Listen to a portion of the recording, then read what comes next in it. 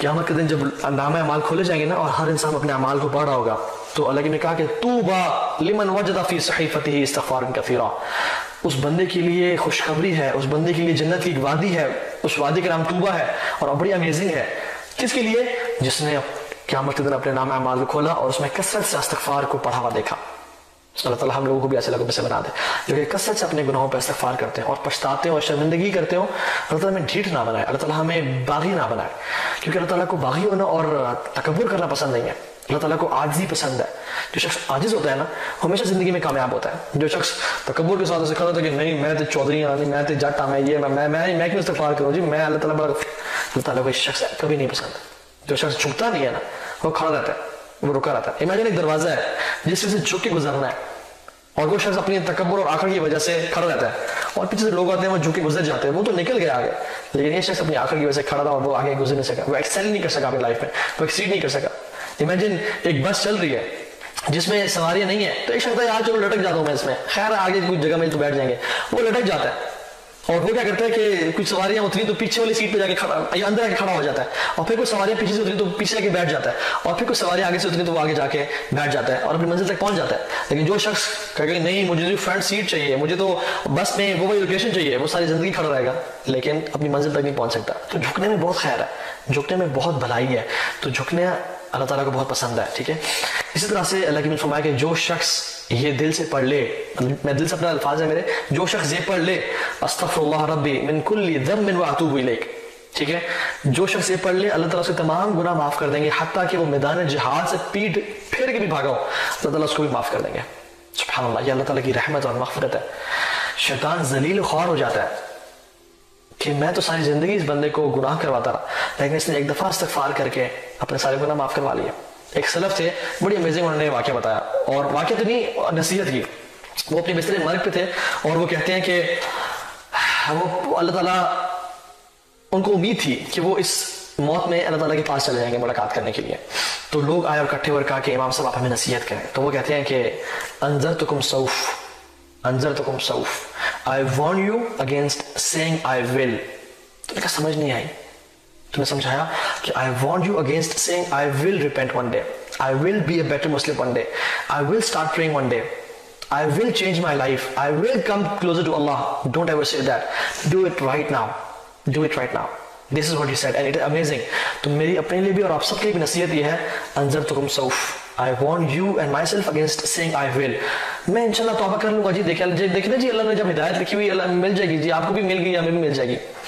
बहुत से लोग जिनको हिदायत नहीं मिलती, बहुत से लोग हैं जिनको अल्लाह ताला जिनका वेट करते हैं, तुम मेरी तरफ एक कदम बढ़ाओ मैं तुम्हारी तरफ 10 कदम बढ़ाऊंगा, तुम चल के। इनिशिएशन जो है वो इंसान ने खुद करनी है, ये नहीं कि अल्लाह ताला हिदायत देंगे। तो हिदायत डेफिनेटली अल्लाह ताला से एक तोहफा है, लेकिन कोशिश करने से मिलती है। वो लदीना जाहदू फीना लनहदियनहुम सुबुलना, जो अल्लाह ताला के रास्ते में जिहाद करता है, मींस कोशिश करता है अल्लाह ताला की तरफ आने की, फिर अल्लाह उसको रास्ता दिखाते हैं। इन्ना सअयकुम लशत्ता, तुम्हारी कोशिशें मुख्तलिफ है। कुछ लोग कोशिश करें दुनिया के लिए, कुछ लोग कोशिश करें आखिरत की जिंदगी के लिए। तो जो आखिरत की जिंदगी के लिए कर रहा है फनयस्सिरहु लिल-युस्रा, अल्लाह ताला कहता है हम उसके लिए आसान कर देंगे जिंदगी। लेकिन जो शख्स कोशिश नहीं करा उसकी जिंदगी को वो और मुसीबतों में फंसा जाएगा। ठीक है, सो द पॉइंट इज इस्तिग़फ़ार को अपनी जिंदगी में बना लें। ठीक है, इस तरह से एक और दूसरा जिक्र मैंने आपसे प्रॉमिस किया था, एक तो इस्तिग़फ़ार हो गया, दूसरा जिक्र जो कि अमेजिंग है जिसको आपने थाम के रखना है वो ये है रसूलुल्लाह सल्लल्लाहु अलैहि वसल्लम पे कसरत से दरूद पढ़ना, कसरत से दरूद पढ़ना, ये बहुत अमेजिंग जिक्र है। एक सहाबी आए, उन्होंने कहा कि वो आके दुआ मांगना शुरू हो गए और बहुत ना अल्लाह की तारीफ की ना दरूद भेजा दुआ। तो उन्होंने कहा कद अजल्त, अल्लाह की मैंने कहा तो मैं बहुत जल्दी की है। तो उन्होंने कहा इसलिए मैं क्या करूँ? उन्होंने कहा कि अल्लाह की तारीफ करो, मेरे पे दरूद भेजो। ठीक है, और बाकी में आता है कि एक सहाबी ने कहा कि या रसूलल्लाह, अल्लाह ने कहा मुझ पे दरूद भेजो, कुछ पोर्शन अपनी दुआ का। तो कहा रसूलल्लाह मैं अपनी दुआ का 1/3 आप पे दरूद भेजूंगा। अल्लाह ने कहा इन तुम्हारी मर्जी है, फंजिदता फहुव खैरुल लक, अगर तुम ज्यादा करोगे तो तुम्हारे लिए मजीद बेहतर है। तो कहा रसूलल्लाह ओके मैं अपनी दुआ का आधा हिस्सा आप पे दरूद भेजूंगा और आधा हिस्सा अपनी दुआ मांगूंगा। आप कहा इन तुम्हारी मर्जी है, फंजिदता फहुव खैरुल लक, अगर तुम ज्यादा करोगे मेरे मुझ पे दरूद पढ़ना तुम्हारे लिए बेहतर है। उसने कहा रसूलल्लाह ओके, मतलब 2/3 मैं अपनी दुआ का आप पे दरूद पढ़ूंगा और 1/3 मैं अपनी दुआ करूंगा। तो मैं इन तुम्हारी मर्जी, लेकिन तुम अगर ज्यादा करोगे तुम्हारे लिए बेहतर है। और फिर उसने कहा कि या रसूलल्लाह मैं सारी दुआ आप पे दरूद पढ़ता रहूंगा। अल्लाह अकबर। हज़रत ने क्या कहा, अगर तुम ऐसा करोगे इदन तुकफ़ा हम्मुक व युग़फ़र लका ज़ंबुक, اگر تم ایسے کرو گے اللہ تعالیٰ تمہارے تمام ہم اور غم مٹا دیں گے اور تمہارے گناہوں کو بھی بخش دیں گے, تمہاری فریادیں پوری کر دیں گے, تمہیں جو چاہیے وہ تمہیں پورا تمہیں دے دیں گے. اللہ اکبر, کتنی امیزنگ اللہ تعالیٰ کے نبی پہ درود بھیجنا ہے. جو شخص اللہ تعالیٰ کے نبی پہ ایک دفعہ درود بھیجتا ہے اس کے 10 گناہ معاف ہوتے ہیں, 10 درجات بلند ہوتے ہیں اور 10 نیکیاں ملتی ہیں اسے. 10 نیکیاں ملتی ہیں, 10 گناہ معاف ہوتے ہیں اور 10 درجات بلند ہوتے ہیں. اور جنت کا ایک درجہ دوسرے درجے سے کتنا فاصلہ ہے, جیسے اس دنیا سے ستارے نظر آتے ہیں. حدیث کے مطابق دنیا سے ستارے نظر آتے ہیں, اتنا ہی ڈسٹینس ہے ایک درجے کا اگلے اوپر والے درجے کا.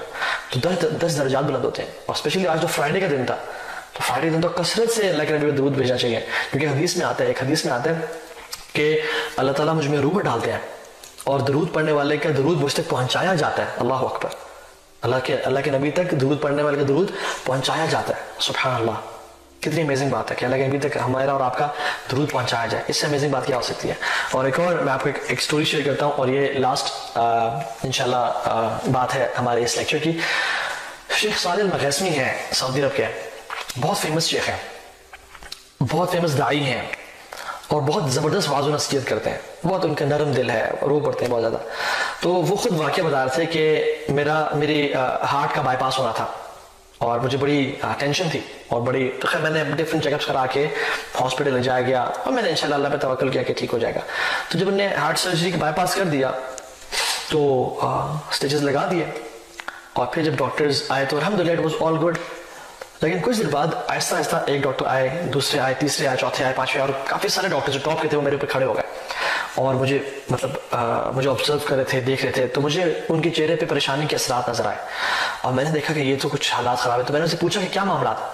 تو انہوں نے کہا کہ آپ کے اس کو دوبارہ کھولنا پڑے گا اور دوبارہ ہمیں سرجری کرنی پڑے گی, بیکاز دیر سم پرابلم, میں بھی کوئی خون واپس گردش نہیں کر رہا جس سے کرنا چاہیے تھا, وہ ساری بات. تو کہتے ہیں کہ پہلے تو میں پریشان تھا, لیکن اب تو میری پریشانی مزید بڑھ گئی کہ اس سٹیچز کو دوبارہ کھول کے اور دوبارہ سے ری سرجری کرنی پڑے گی. کہتے ہیں کہ میں بہت پریشان ہو گیا اور کہ اس کو دوبارہ کھولنا پڑے گا, اور وہ بھی بہت پریشان تھا اور ان کی پریشانی نے مجھے بہت پریشان کر دیا. تو کہتے ہیں کہ انہوں نے فیصلہ کیا کہ یہ سوئر گوئنگ اباؤٹ اٹ, ہم کرنا لگے ہیں یہ. تو کہتے ہیں وہ گئے اپنے انسٹرومنٹس لینے کے لیے اور سب کچھ ماسک وغیرہ پہننے کے لیے. تو کہتے ہیں میرے ساتھ میں ایک نرس کھڑی ہوئی تھی جو کہ لیبنن کی تھی. تو وہ اس نے مجھے نصیحت کی اور کہا کہ یا صالح صلی علی محمد صلی اللہ علیہ وسلم, اے صالح رسول اللہ پہ درود پڑھو, ان پہ درود بھیجو. اور کہتے ہیں کہ مجھے اس بات نے ہٹ کی اور میں نے اللہ کے نبی پہ درود پڑھنا شروع کر دیا اور مجھے یہ احادیث یاد آ گئی. تو کہتے ہیں میں نے دل سے اللہم صلی علی محمد وعلی آل محمد کما صلیت علی ابراہیم وعلی آل ابراہیم انک حمید مجید پڑھنا شروع کر دیا. کہتے ہیں میں پڑھتا رہا حتیٰ کہ ڈاکٹرز دوبارہ آئے سرجری کرنے کے لیے, ری آپریٹ کرنے کے لیے. تو رپورٹس جو فائنل رپورٹس ہوتی ہیں وہ دیکھیں تو وہ حیران اور پریشان ہو گئے اور وہ دوبارہ سے ریکنسیڈر کرنے لگے.